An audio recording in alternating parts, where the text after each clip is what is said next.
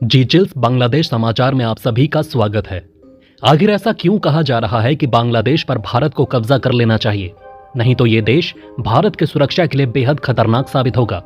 आखिर उस अंतिम 45 मिनट में पीएम शेख हसीना के साथ बांग्लादेश की सेना ने क्या किया था, जानकर आप सभी हैरान हो जाएंगे। शेख हसीना के भारत पहुंचते ही जयशंकर और अजीत डोभाल ने मोर्चा संभालते हुए ऐसा क्या कर दिया कि दुनिया हैरान रह गई है। शेख हसीना के देश छोड़ने के बाद उनके बेटे ने कौन सा बड़ा खुलासा किया है। आखिर बांग्लादेश में हिंदू मंदिरों के साथ ऐसा क्या हो रहा है कि बॉर्डर पर हाई अलर्ट कर दिया गया। शेख हसीना को भारत में क्यों नहीं रुकने दिया जा रहा, वजह जानकर चौंक जाएंगे आप। शेख हसीना के भागने के बाद प्रदर्शनकारी उनके घर में उनके कपड़ों और किचन के साथ क्या कर रहे हैं। आखिर शेख हसीना को क्यों भागना पड़ा देश छोड़कर, इसके पीछे की जानेंगे 3 बड़ी वजह। लेकिन आगे बढ़ने से पहले आप सभी के लाइक और कमेंट के लिए शुक्रिया। इस वीडियो के लिए एम करते हैं 1000 लाइक्स। दोस्तों, आज गाजियाबाद के हिंडन एयरबेस पर शेख हसीना पहुंची और अब लंदन जाने की तैयारी कर रही हैं। हिंडन एयरबेस पर एनएसए अजीत डोभाल ने उनसे मुलाकात की। इस संवेदनशील मुद्दे को भारत बेहद बारीकी से देख रहा है। माना जा रहा है कि पीएम मोदी ने अजीत डोभाल और एस जयशंकर के साथ साथ कई हाई लेवल लोगों के साथ मीटिंग की। बांग्लादेश की बिगड़े सिचुएशन को अपने कंट्रोल में लेने की कोशिश की जा रही है। ये एक अच्छा मौका है जब पीएम मोदी खुद को इंदिरा गांधी से ज्यादा ताकतवर नेता साबित कर सकते हैं। सोशल मीडिया पर कई लोगों का मानना है कि अगर बांग्लादेश में एक मजबूत सरकार नहीं रही तो यहां चीन और अमेरिका जैसे देशों का अनौपचारिक कब्जा हो जाएगा, जो भारत जैसे महान देश के लिए बेहद खतरा होगा।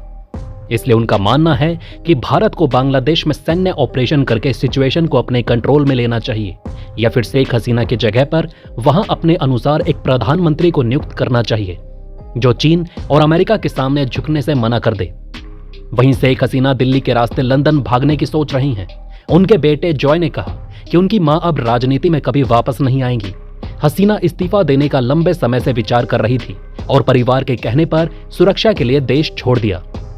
जॉय ने बताया कि हसीना ने 15 साल तक बांग्लादेश पर शासन किया, लेकिन अल्पसंख्यकों के खिलाफ होने से वो निराश हैं।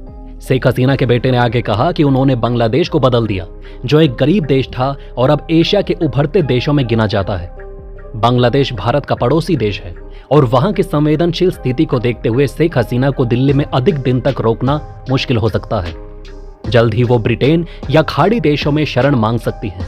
अगर शेख हसीना को ज्यादा समय के लिए भारत में रोका गया तो बांग्लादेश में अल्पसंख्यकों के खिलाफ अत्याचार बढ़ सकते हैं और साथ ही भारत बांग्लादेश बॉर्डर पर स्थिति हद से ज्यादा बिगड़ सकती है।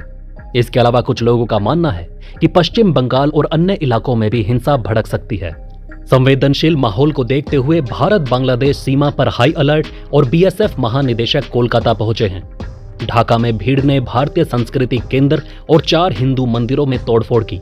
यह दर्शाता है कि अगर शेख हसीना ज्यादा समय के लिए भारत में रुक गई तो फिर बांग्लादेश के हिंदुओं और मंदिरों को जमकर टारगेट किया जाएगा, जो अच्छा नहीं होगा।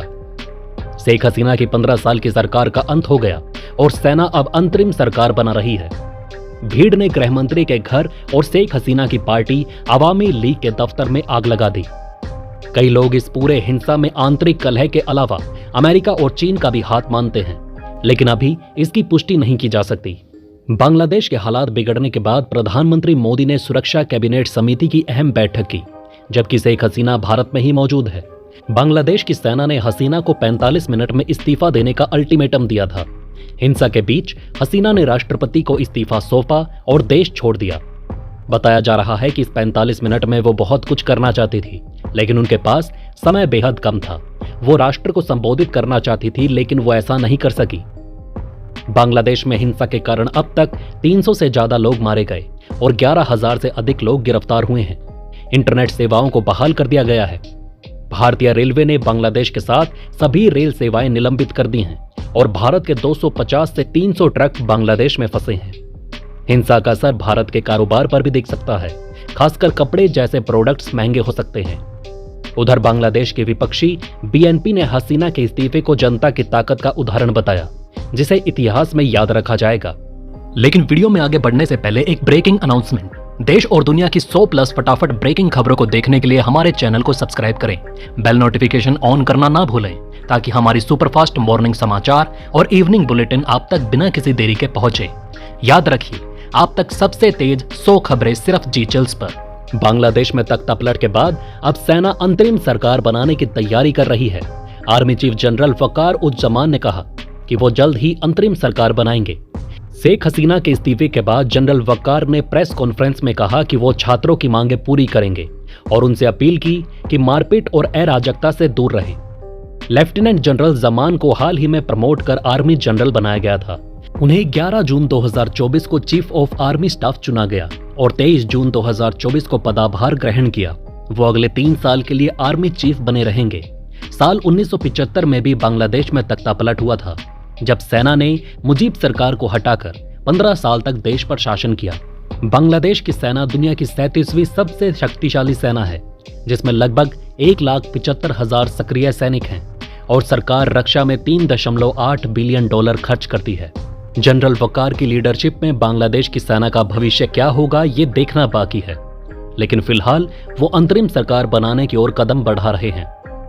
शेख हसीना के बांग्लादेश के पीएम हाउस गण भवन में प्रदर्शनकारियों ने धावा बोल दिया।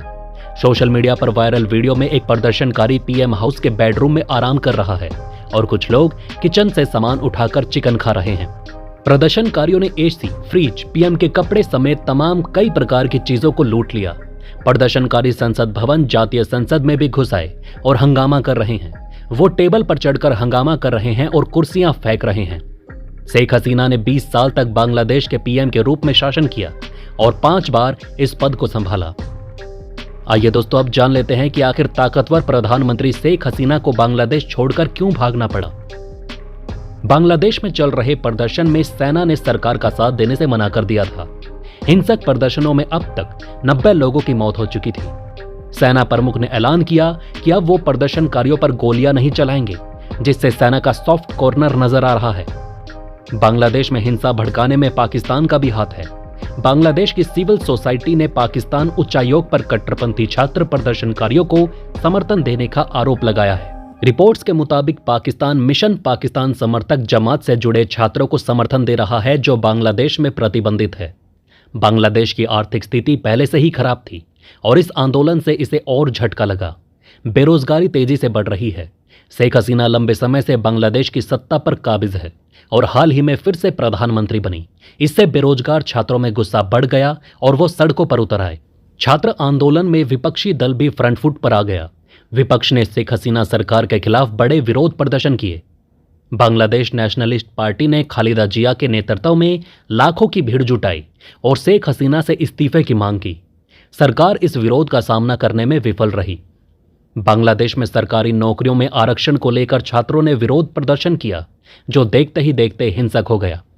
विवाद 30% आरक्षण को लेकर है, जो स्वतंत्रता सेनानियों के वंशजों को दिया जा रहा है।